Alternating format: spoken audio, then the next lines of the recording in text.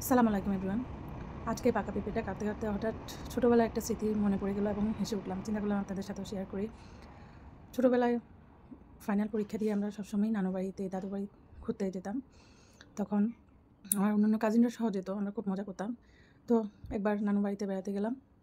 তখন কাজিনরা সহ জাস্ট সকালে গিয়েছি, দুপুরের পরে খাওয়া দাওয়া করে মানে বের হয়েছি একটু ঘোরার জন্য। তো পাশেই আমার নানুর একটা বাগান ছিল, সবজি, পেঁপে অনেক কিছু ওখানে লাগানো হতো আর কি। তো দেখলাম অনেক বড় একটা পেঁপে গাছ এবং পাকা পেঁপে মানে ২-৩টা আছে।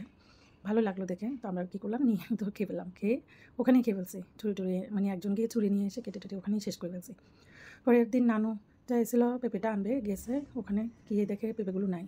আমার নানু এত গরম হয়ে গেল, আমার নাতিরা আসবে এটা খাবে, এত চিৎকার দিয়ে উঠছে, মানে কে নিছে এই পেঁপেটা, আমার নাতিরা খাবে। এত আদরের নাতি কয়েকজন আমরা কাজিন ছিলাম। পরবর্তীতে আমরা যখন শুনলাম খুব হেসে, মানে আর ভয়ও কিছু বলতেছিলাম না প্রথম দিকে। পরে হাসলাম। পরে আমার একটা বড় কাজিন, আমার বড় বোন, উনি নানুকে বলছে, নানু আমরা তো খেয়ে বলছি। তো নানু হাসতেছে, বলে কি তোমরা আগে বলবো না এই কথাটা? আমি তো আরও সবাইকে বকা দিচ্ছি, কে চুরি করলো, কে চুরি করলো, আমার নাতিরা খাবে। তো আজকে এই কথাটা মনে পড়ে গেলো, খুব খারাপও লাগতেছে। আজকে নানু নাই, আল্লাহ ওনাকে জান্নাতুল ফেরদৌস নসিব করুক। অনেক আদর করে, মানে গেলে কী খাওয়াবে, কী খাওয়াবো এই চিন্তা পড়ে থাকতো। অনেক আদর করতো আমার নানু। তো এই আর কি আপনাদের সাথে শেয়ার করলাম। Thank you everyone.